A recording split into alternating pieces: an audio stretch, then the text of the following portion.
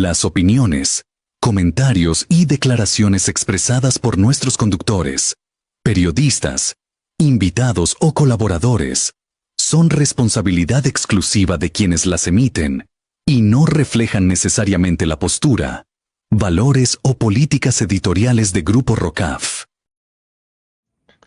Muy buenas tardes, banda.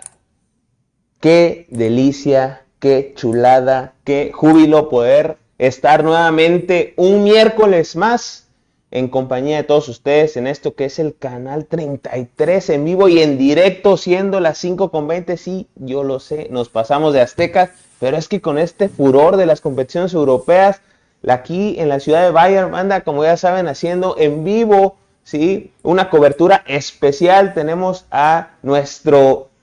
Ustedes dirán, ¿qué tan especial tiene que ser este evento como para que tengamos nuevamente aquí al diputado laburando, cobrando, después de alrededor de 7 años, 8 meses, 53 días, 15 horas sin que se presentara? Esto es de Ayumbo TV y banda, hay mucho que comentar, tenemos poco tiempo, así que le vamos a dar lo que nos truje Chencha. Primero que nada, saludar a mi estimado Jorge Galeazzi, diputado. ¡Qué milagro! Mira, ya te falta la guayabera, ¿eh? Ya traes todo, pero la guayabera ahí sigue faltando un punto negro, un asterisco en tu diputadez. Es que ahora sí que... Es que tenía que informar porque cuando pierde un equipo español, yo soy el primero en estar ahí enfrente y listo para burlarme de ellos, verdaderamente. No, ahí platicamos más adelante sobre qué significa o qué simboliza esto. Pero es que uno se tiene que presentar para las ocasiones especiales. Este es el último programa antes de la final de la Champions. Yo espero que el siguiente programa pueda yo venir y decir, banda, lo dijimos, el Inter traía las de ganar, pero no voy a entrar más a fondo porque luego se mufan las cosas. Un placer estar de regreso en De Ayuno. Oye, pero explícale a toda esta audiencia que está ávida de conocimiento, ¿cuál es tu odio? ¿Cuál es tu desfachatez? No sé, tu sentimiento negativo en contra de España en general, porque al parecer piensas parejo. Sí, la realidad es que, pues mira, desde que empecé a ver fútbol hasta pues, mis épocas como más duras de aficionado, lo que tenía en común los equipos que vencían a los equipos a los que yo le iba es que todos eran españoles o ya tal cual era España la selección. Entonces España me ha hecho la vida de cuadritos, como digan coloquialmente, cuando se trata de fútbol. Entonces cada que tiene una tragedia de fútbol español yo estoy ahí para celebrarla porque me hicieron la vida insufrible totalmente. Entonces verdaderamente yo los odio a todos parejos, salvo a la Tec de Bilbao, es el único al que apoyo y que me da gusto cuando gana, pero fuera de ello, ojalá que todos los desafilen y desaparezcan. Ojito, declaraciones fuertes, que el diputado odia, ¿sí?, a cualquier español. Esto me recuerda así a algunas épocas de los 40, que cierto gente con bigotito también decía lo mismo, pero pues vamos Pero de a... otro grupo. Sí, él era un poquito menos flexible. Pues vamos de entrada, mi estimado diputado, porque como sabrán, el próximo sábado se va a llevar a cabo la final de la Champions League, que va a enfrentar al PSG de Luis Enrique, Dembélé, Doué, Pacho, contra el Internazionale de Milán, de el profe Inzaghi, de Bastoni, de Varela, de Lautaro. Y vamos a ir de volada a este análisis para que ustedes puedan agarrar, pensar, tomar una decisión adecuada hacia quién le van a apostar toda su patrimonio, toda su hipoteca, o simple y sencillamente a su chucho, a lo que ustedes quieran. Mi estimado diputado, tú que eres el analista más crítico de esta industria del deyumbismo, vamos a iniciar. ¿Cómo analizas a este PSG? ¿Cuál crees que sea su punto más débil a tomar en cuenta? Si tú fueras el director técnico del Inter, ¿por dónde atacarías? ¿Por dónde le llegarías? ¿Le invitarías una perla? ¿Le darías dos pollitos? ¿Qué harías para llevarte a esta final? Yo creo que si algo hemos destacado del París es a manera como de, oye, esto es importante trabajarlo, definitivamente es el lado defensivo, porque es como estas ideas que no se te cruzan al principio, porque tú dices, no, pero si son muy buenos defendiendo, porque Donnarumma se avienta 18 tajadas, y es que no, ahí está el tema, Si tu portero tiene que aventarse 18 tajadas en un partido, entonces claramente el problema sí es defensivo. ¿Me explico? Un equipo bueno defensivamente hablando es uno donde el portero no figura usualmente. O donde cuando figura, pues sí, va a figurar 2 o 3 veces. Entonces, obviamente, a ver, no es quitarle mérito y decir, es que no, entonces no importa que hizo Roma. No, para nada, no confundan peras con manzanas. Pero volvemos a lo mismo. Definitivamente el lado más, digamos, sensible del París seguramente es el lado defensivo. Ya vimos, por ejemplo, el partido contra el Aston Villa, que lo terminan perdiendo, no pasan por el marcador global, pero en el partido lo pierden como tal. Y hemos visto que les han anotado pues una buena cantidad de goles en general dentro del torneo. Eso sí, no, desafortunadamente para ellos no ha cambiado dentro de esta fase eliminatoria. No han podido como que hilar muchos partidos con la portería cero, cosa totalmente distinta al Inter, por ejemplo, ya hablaremos del Inter después. Entonces, a mi parecer, el punto más débil del París definitivamente es la zona defensiva, que, insisto, que uno diga que es su zona débil no quiere decir que son malos defendiendo, ¿ok? No quiere decir que comparativamente hablando son el peor equipo defendiendo, simplemente quiere decir que del conjunto como equipo, su zona más flaca o más débil definitivamente es la zona defensiva. Pero al final de cuentas, cuando Hakimi está en un buen día, cuando Pacho está en un buen día, Joao Neves, o Nuno Méndez, el que es defensa, Nuno Méndez, perdón, cuando Donnarumma se despierta en pie derecho, pues ahí están y resuelven, ¿no? Pero pues, vaya, no podemos dejar de recalcar que definitivamente el área más débil del París sí o sí es el factor defensivo o jugar sin la pelota, porque sabemos que presionan muy alto y presionan muy intensamente en la campo o rival. Pero una vez que el rival logra quitar esa presión sofocante en su tercer cuarto de cancha del oponente, usualmente, es cuando agarras al París, entonces ahora sí ya en condiciones numéricas no tan favorables. No, esto es lo malo de presionar muy alto, que si el oponente logra quitarse de encima la presión, usualmente tu última zona, tu último cuarto del campo, pues queda muy poco poblado. Y entonces si el oponente pudo mover o meter figuras al ataque, pues te ves en desventaja numérica y por ahí tienen que entrar goles. Entonces sería como el punto clave que podemos destacar de lo frágil del París, entre comillas, que es el área defensiva, ¿no? Por así decirlo. La verdad es que increíblemente concuerdo contigo, mi estimado diputado, porque el PSG banda es agua en defensa y vaya, que muchos chulean a esos dos laterales que tiene el PSG, sin embargo, es ahí el talón de Aquiles del equipo de París. Mi estimado, bueno, si ya dices que defiende Dios en el París, ahora qué fortalezas tú le darías al equipo de Saint Germain que pueden usar para poder llevarse este partido. Pues ahora sí que como quien dijera, si no ganas, pierdes, si no pierdes, ganas, pues si no eres bueno defendiendo es porque eres muy bueno atacando, ¿no? Ahora sí que tal cual, no hay mayor ciencia en ello. Definitivamente lo más destacable del París es su ataque, su ofensiva. Y por ofensiva no se entienda, ojo, porque quiero que se entienda algo muy en conjunto, o muy en claro, perdón. El París juega como un conjunto. Entonces, al momento que yo me estoy refiriendo a que la forma defensiva del París es la que flaquea, no me refiero únicamente a los defensas, me refiero literalmente al equipo al momento de defender. ¿Ok? Entonces ahora que voy a hablar del equipo a la hora de atacar, me refiero a eso, al equipo. ¿Qué quiere decir? Que estamos incluyendo a Hakimi, estamos incluyendo de repente cuando Pacho sale a cruzar, por ejemplo, a interceptar balones, estamos incluyendo al medio campo, o sea, no solo estamos tomando en cuenta a Kvaratskhelia, a Dembélé y a Doué, estamos tomando en cuenta la forma en la que ataca el equipo a nivel conjunto, porque creo que en el fútbol de hoy en día ya es muy difícil tener una separación muy clara entre la mitad del equipo que se supone que ataca y la mitad que defiende, ya no, ya todo es en bloques realmente desde hace ya mucho tiempo. Entonces, el París al momento de atacar es muy certero. Los pases son al pie, a donde tienen que ir. Si es un balón largo, es a un jugador que probablemente va a alcanzar a llegar el balón. El París termina el partido con chorrocientos mil toques, con precisión de 95% de pases. Entonces es un equipo que está atacando y atacando y atacando y como presionan muy alto, tienden a recuperar el balón en campo del oponente y regresan al ataque otra vez. Entonces, definitivamente lo positivo de esa táctica, y hablamos de lo negativo que es quedar mal parado, es que te permite estar constantemente asediando el área oponente. Y es lo que les ha permitido virtualmente sacar goles. De repente ves que el París está todo el partido encima. Eventualmente un gol tiene que caer, ¿no? Desafortunadamente para los equipos, pues no pueden aguantar el embate constante de los atacantes del París, que además tiene una gama de delanteros pues, que son muy versátiles, son rápidos, habilidosos, con buen tiro, etcétera. O sea, imagínate, ¿cuándo me iba a creer yo decir Dembélé, habilidoso, versátil y buen tiro? Pero pues así ha sido, ¿no? Verdaderamente así ha Sí. sido. Kvaratskhelia, que al final de cuentas como que recuperó esa forma que tenía en esa temporada que destaca con el Napoli.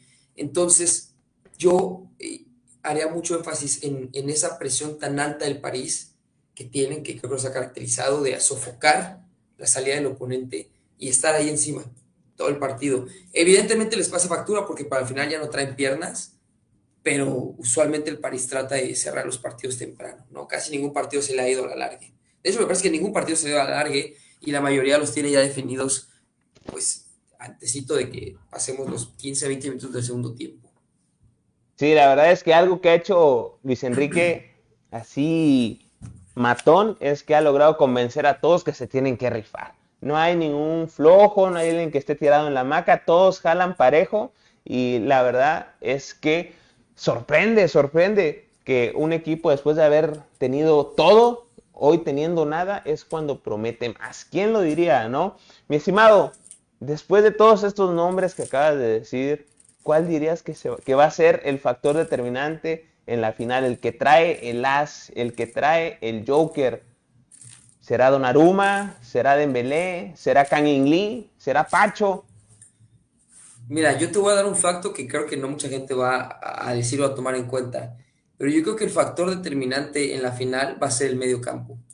Porque yo ¡Wow! creo que si el Inter logra completamente cortar la línea de pase que tiene el París, va a obligar a que Dembélé, a Doué, a Kvaratskhelia tengan que hacer carreras solos. Si uno pone atención a los partidos del París, lo que usualmente beneficia mucho al equipo es que tocan mucho. Y tocando van llegando al área y de repente ya va un pase filtrado, un cruce, ¿no? Un centro.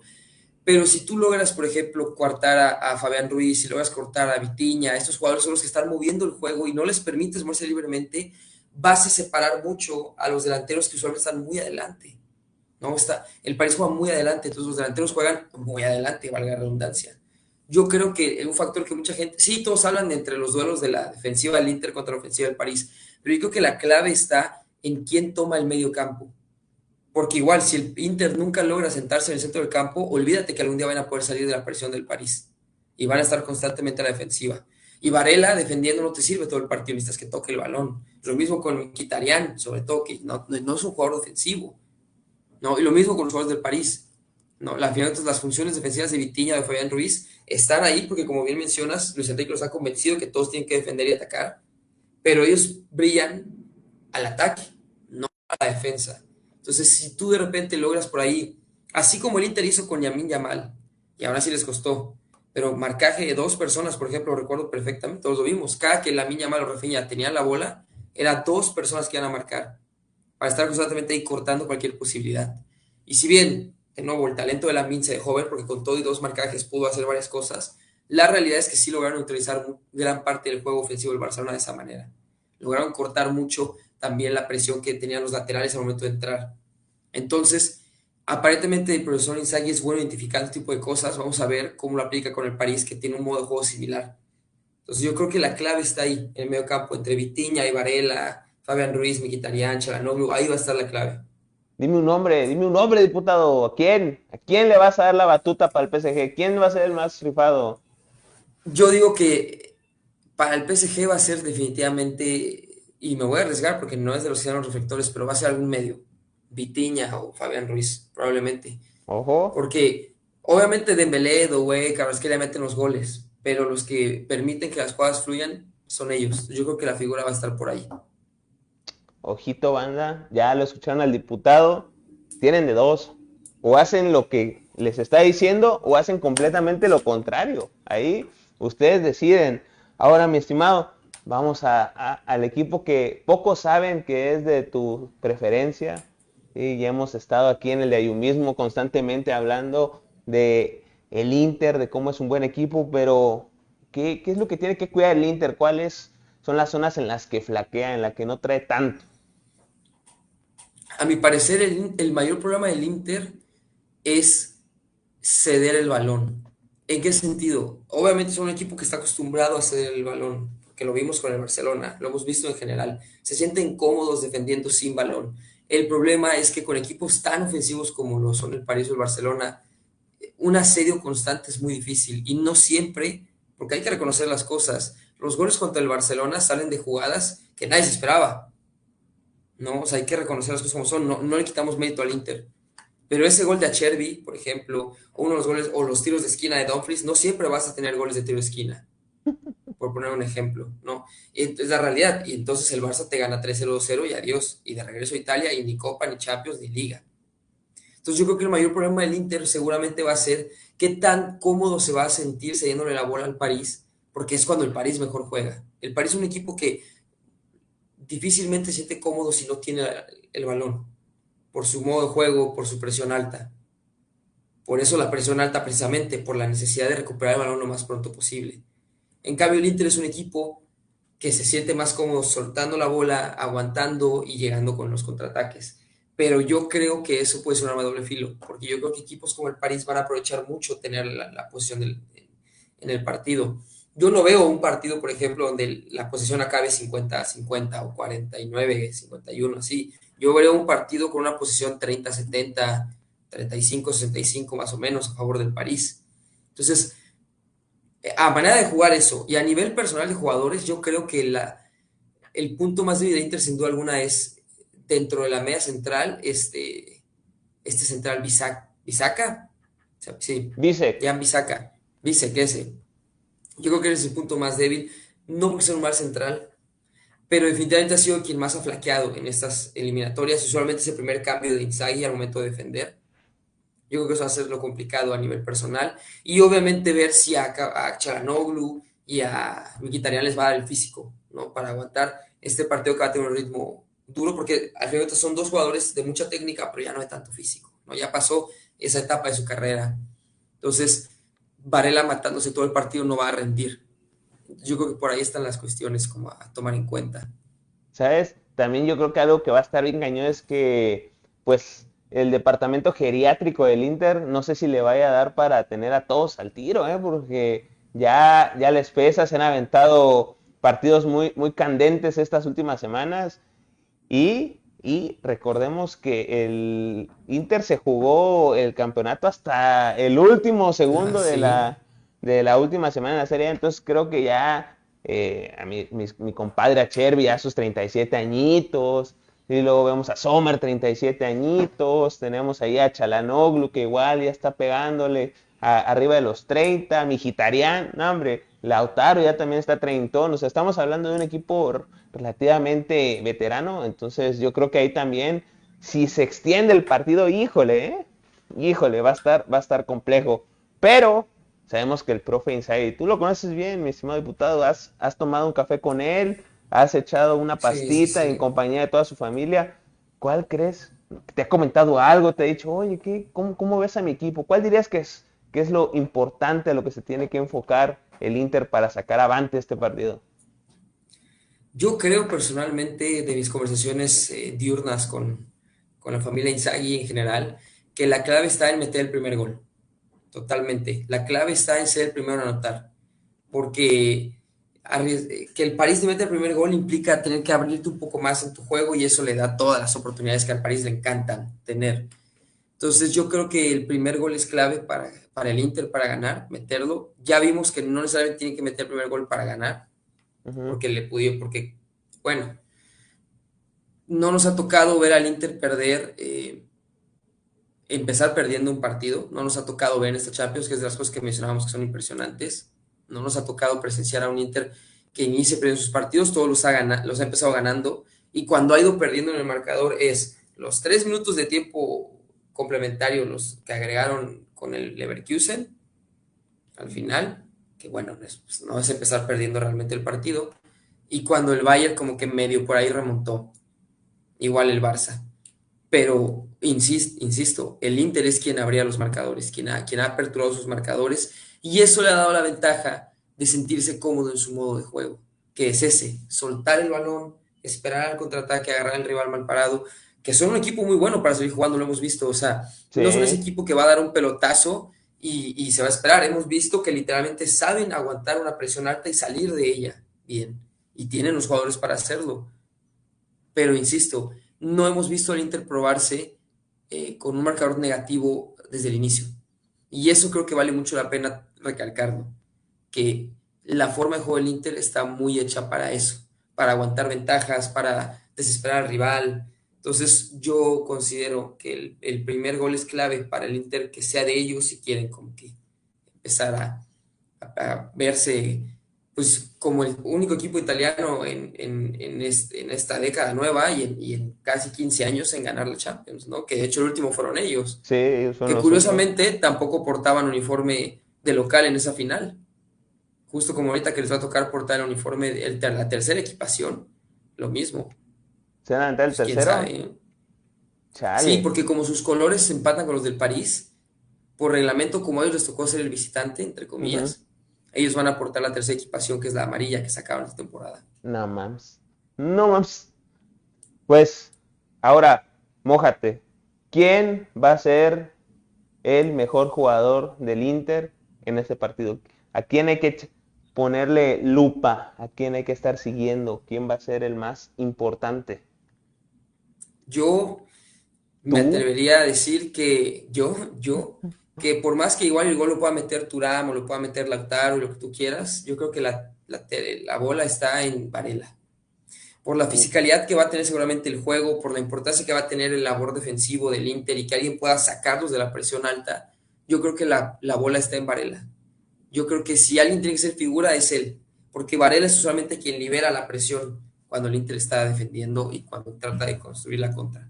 A ver, no dudo que Lautaro pueda ser también mejor del partido, igual se avienta 2 goles y se lo van a él, pero híjole. yo creo que si Varela tiene una buena noche, tarde, el Inter está del otro lado, porque usualmente Varela es su hombre quien lo saca de la presión. Y definitivamente el encuentro pinta que va a ser como una repetición de los partidos contra el Barça. El París encima y el Inter soportando. Pues, Fanda, ya escucharon aquí a todo el equipo de Yumbista. Tenemos aquí un equipo extremadamente profesional que se anda rifando a buscar información. Entonces, ya escucharon el diputado, que es la voz de la razón, que cada palabra que sale de su ronco pecho lo piensa con detenimiento. Para despedir el tema de la Champions, mencionado diputado, antes del sábado, ¿a quién crees que gane y quién quieres que gane? Voy a empezar con la más fácil. ¿Quién quiero que gane? El Inter, totalmente. ¿Quién quiero que gane? Desafortunadamente creo que está ligeramente a favor del París. O Híjole. desafortunadamente lo digo porque yo quiero que gane el Inter. Pero la realidad es que desafortunadamente creo que está un poquito más tildado al punto del París porque el modo de juego del París es muy bueno. Es como imaginemos al Barcelona, pero un poco más perfeccionado, ¿no? Este modo de juego. Que vuelvo, antes de que los culés se enojen conmigo y digan, ¿cómo vas a decir eso si no estás ganando? Hermano, o sea, Hansi Flick definitivamente ha estado replicando mucho de las tácticas que usualmente se ven ya hoy de manera más contemporánea en Europa, como las que empezó a popularizar en su momento Klopp y Luis Enrique en su momento también. Pero el París parece ser un equipo con más cohesión, que ya se conoce más, se ha trabajado más, algo que quizá el Barcelona no es que no tenga, pero al Barcelona le falta un poco de experiencia. Y queramos o no, por más que igual haya puros desconocidos en el París, pero no son desconocidos jovencitos, ¿no? No son chavillos que les falta experiencia como Cubarsí, por ejemplo, el penalazo que se avienta, o Frank, o este otro, Eric García, no sé quién fue. ¿Me explico? Porque sí tiene jugadores de mucho calibre y experiencia en el campo, como lo son Hakimi, por ejemplo, como los Marquinhos, que ya han jugado mucho tiempo. Dembélé, queramos o no, no es un joven, ¿no? Lleva ya tiempo jugando, que es una gran diferencia a la juventud que tenía el Barcelona. Entonces yo creo que desafortunadamente para mi pronóstico, el París es el favorito, pero no por mucho, ¿eh? O sea, yo no me compro esos que dicen que es un 70-30, o sea, yo creo que estamos hablando de un 55-45, o sea, solo porque el modo de juego del Inter depende mucho de ser el que vaya ganando al inicio, solo por eso te lo diría, porque no hemos visto al Inter forzarse mucho, más que contra el Barcelona, pero bueno, es lo mismo, empató y luego ya en el tiempo extra desempató, ¿no? O sea, Sí. tuvo que necesitar un alargue, ¿no? Con el Bayern igual, al Bayern le empataron y luego el Inter desempató. Y en Italia igual empataron. Entonces, no hemos visto al Inter per se, entre comillas, remontar algo en 90 minutos. Cabe recalcar, la final puede irse a la largue, así como la semifinal contra el Barça.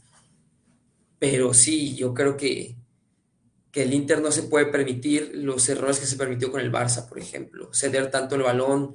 Y es que ese es el problema, ¿no? De ese tipo de juegos como los que propone Inzaghi con su equipo, que tienes que tener una noche perfecta a nivel defensivo. No puedes cometer ni un solo error. La ventaja de ser un equipo que constantemente vaya al ataque, al ataque, al ataque, es que puedes fallar una, dos o tres, pero eventualmente va a caer la pelota. Pero cuando tú estás en lo contrario, no puedes fallar al momento de defender. No puedes, Sí. tienes que tener la noche perfecta. Porque en cuanto fallas, te cae el gol y ahora te ves forzado a ir al ataque, que ya es fuera de tu zona de confort. Y no es que al Inter le hagan falta armas. Evidentemente tiene jugadores ofensivos. Pero su modo de juego y su equipo, sobre todo, está construido para este. Date cuenta, o sea, ¿quiénes son sus delanteros? Turán, que es grande, es de portento físico, puede jugar de espaldas y recibir para correr a la contra. Lautaro, que es excelente jugando de espaldas a la portería, aguantando. ¿Quiénes son los delanteros suplentes? Taremi, que es la definición perfecta de este delantero que es como un Fernando Llorente o como un Mandzukic, Mario Gómez, estos delanteros que reciben y o es killer en el área o aguanta la defensiva también. Y lo mismo con Arnautovic, que sería como la otra opción. Entonces démonos cuenta que las opciones ofensivas del Inter están como que ya muy acopladas a ese modo de aguantar. Son delanteros que no van a aventarse una carrera de 30 metros, driblando dos o tres, a lo mejor Turán, ¿no? Pero fuera de ello, no. Entonces, por eso es que yo considero que el París es un poco más favorito, porque el París va a estar constantemente encima. Entonces, no es lo mismo tener que estar atajando todos los penales a tener que estar tirando. Si yo tengo 5 tiros, con que meta uno, pues es gol. Pero yo como portero tengo que pararlos todos, pues digamos que esta analogía se va a aplicar al partido. El Inter tiene que tener una noche defensiva perfecta.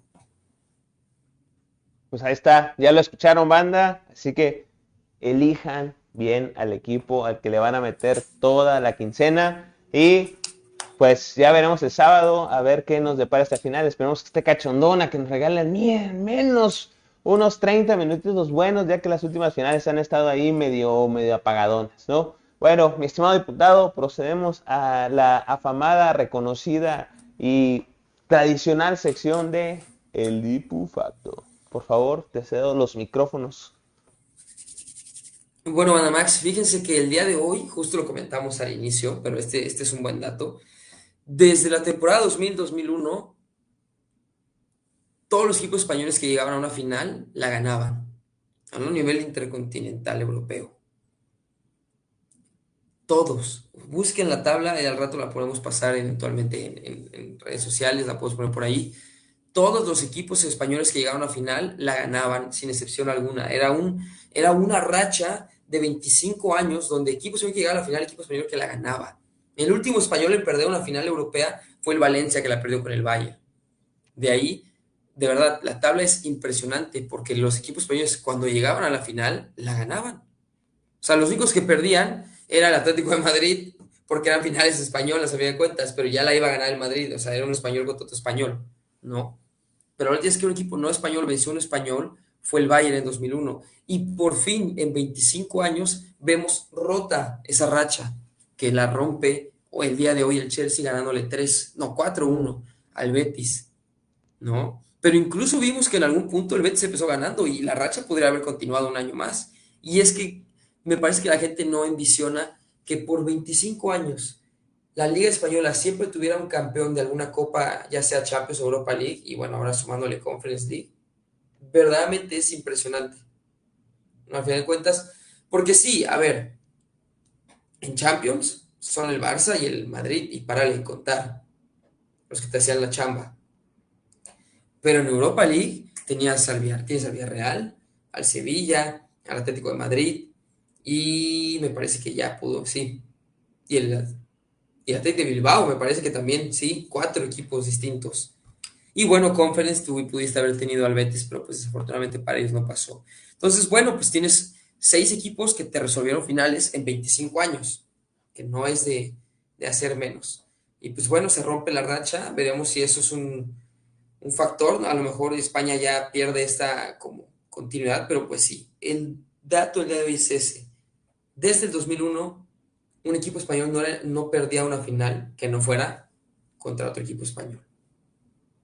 No manches, imagínate ser ese güey en lo que se convirtió el Betis, tantas flores que le estaban echando a mi Manuelito Pellegrini de que no, qué gran entrenador, cómo llevó al Betis a su primer final europea para terminar convirtiéndose en el primer güey que dirige un equipo español en perder una final europea. Qué feo. No, y Ya. además, tomando en cuenta que el Sevilla es tu rival doméstico, porque el Betis es de Sevilla Ah, también, para los que no sí. sepan. El Sevilla ganando 7 veces la Europa League, por ejemplo. O sea, la ciudad estaba acostumbrada a que cuando un equipo suyo llegaba, ganaban la final de lo que fuese a jugarse. Y ahora llega el Betis y la pierde, ¿no? Entonces, imagínate, es como No tu manches. rival siempre gana, llegas tú y lo pierdes totalmente. Que yo te diré que creo que fue más culpa de los jugadores que el de Manuel Pellegrini, pero bueno, ya podemos platicar de eso más adelante. Pues ya, en Pero candente, mi sí. estimado, en los próximos 5 minutos, ¿cómo viste esa Pues final? A mí se me hizo un abuso, la verdad.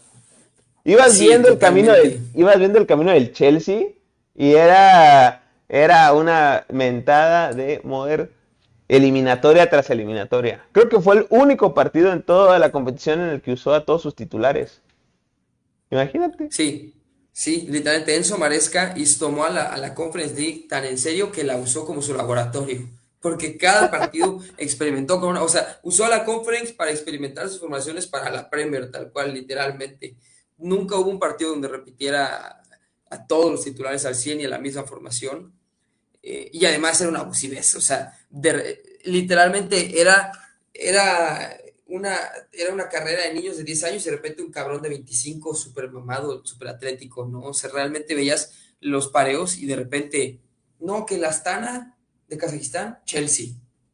O de repente el Karabakh de Azerbaiyán y Chelsea. O sea, veías al Chelsea ir a jugar contra puros equipos que no, ni sus luces. Entonces, yo creo que la presión estaba completamente en el Chelsea, totalmente. No había cómo no, eran el equipo y por creces. O sea, me parece que hace poco, bueno, hace poco no, pero a inicios de la temporada, vi una gráfica que mostraba como que algo así como los valores de los jugadores en la Conference League, como el equipo con más valor. Y por ejemplo, los primeros 17 jugadores estaban todos en el Chelsea o un rollo así era. O sea, literalmente el Chelsea tiene equipo con mayor valor y por miles de millones de diferencia. Tenía al plantilla con todo, que el que más gastaba en transferencias. O sea, creo que habían puesto cuando el Chelsea se enfrentó a un equipo en, no sé si en cuartos o en octavos, de que Moto gastado en transferencias de verano y Chelsea algo así como 500 millones y ese equipo de que uno. No, de que ni siquiera eso, 900.000 euros. No, entonces es una abusivez del Chelsea completamente. Hubiera sido una vergüenza perderlo, sinceramente, y pues no lo fue. Yo creo, así como dije hace rato, el planteamiento al inicio el Chelsea estaba como que perdido. Yo no entiendo qué estaba pasando, estaban como que Sí. perdidos, como que no se hallaban, y el Betis estaba jugando pues a un buen nivel. Considero yo que los jugadores como que se pierden, los jugadores del Betis eventualmente como que se desconcentran con el primer gol y ahí cae el segundo al poco tiempo y como que se perdieron completamente en el partido. Empezaron a tirar pelotazos, empezaron a hacer muchas jugadas de que la larga huyó en lugar de tocar, desesperarse mucho, tiros que no iban ni a la portería. Entonces en esta ocasión no le echaría tanto la culpa a Manuel Pellegrini. Yo diría que evidentemente algo de culpa tiene porque pues igual hay que saber cuándo sacar a tus jugadores y cuándo no. Pero creo que ahora sí los jugadores del Betis definitivamente se salieron de sí mismos, ¿no? Se les ganó los nervios, les ganó el estrés, no lo sé. Pero sí hubo un Betis antes y después de medio tiempo y sí definitivamente hubo un Betis antes y después del primer gol del Chelsea, ni siquiera el segundo, el primero. Una Sí, desconcentración máxima. cayó el primero y los demás se dejaron ir como aguacero. Y la verdad es que sí veías la diferencia bien cañón. O sea, el Betis sí lo vi de un equipo de nivel de Europa, de Conference League. Pero el Chelsea ahí parecía que estaba para pelear la Champions mañana. Así que que a mí se me hizo la verdad una pasadez de Azteca porque nada más pisaron, dijeron, nada, como que ya estuvo bueno, como lo que decías, ¿no? Estaban jugando sexto contra primero de primaria, estuvieron pachangueando, primero de primaria metió el primer gol y todos, bueno, ya se armó, vamos a ganar, y ya como que los de sexto dijeron, bueno, pues como diría el Kun, a jugar, ¿no? Y se las dejaron ir con todo. Y la verdad es que el Chelsea es un caso bien raro, ¿no? Como de repente tiene dos Champions y ahorita lo ves jugando y ganando una Conference League. Sí, Dirías, justo le decía, sí, eso le decían unos compas. El Chelsea es una cosa, es una anomalía en la Matrix. O sea, ¿cómo es que tiene dos Champions, dos Europa League, ahora tiene una Conference? O sea, todo parece que todas las temporadas gana un torneo europeo, aparentemente. O sea, siempre gana. No pasa tiempo sin que gane algo. Y con plantillas súper raras, con entrenadores sacados, quién sabe de dónde. O sea, ¿cómo vas a decir que el Chelsea tiene una Europa League con Sarri? Tiene una Champions con Roberto Di Matteo. con Di Tiene una Conference Matteo. League con Di Matteo, tiene una Conference League con Enzo Maresca, o sea, tres italianos, ¿no? Curiosamente, y sus tres primeros títulos en ese. Bueno, no, me parece que el primero fue en 2013 y no fue con Acerri, pero no importa, el punto es ese, o sea, el Chelsea parece ser que está destinado a eventualmente ganar las cosas, como siempre, donde lo pongas, o sea, eventualmente a ganar. Y pues sí, tendrá la fortuna de que al final de cuentas, pues como tú dices, ¿no? ¿Qué hace el Chelsea en la Conference League? ¿Quién sabe? No, realmente, quién sabe, pero pues la gana, ¿no? Y eso Sí, es importante. Hay muchos equipos europeos de talla que a veces tienen malas temporadas, los bajan a Europa League o a Conference y no hacen nada. Pero pues sí. sí, el Chelsea es una anomalía completamente en la Matrix, ¿no? Definitivamente. Pues, banda, no, todos nos sorprendimos, así fingimos estar sorprendidos después de esta victoria del Chelsea en la Conference League, super random, pero pues el programa ha llegado a su fin. Le damos un extenso agradecimiento por habernos acompañado. De volada, mi estimado, que le queda decir a la audiencia que se prepare para ver este fin de semana fútbol de alta calidad. Yo creo que esta final se promete, banda. O sea, yo sé que estas últimas finales no han sido tan entretenidas, pero a mí me pinta que esta final va a estar un poco más interesante, entonces definitivamente no se la pierdan. O sea, ahora sí que si les hablan del jale, rompan su teléfono, consiguen un chip nuevo, cámbiense de estado, pero sí, y échele ganas. Y si le van al Inter, por favor no lo anden diciendo en voz alta porque luego se mufa. ¿Vieron? Calladitos. Es correcto, sí, no la vayan a mojar. Y ya si quieren emocionarse más, aquí me acaban de pasar por el chícharo que en efecto dicen que la Reimers no va a narrar la final de la Champions. Entonces tenemos una razón más para disfrutar este sábado en hambre. Ya me vi. Qué hermoso.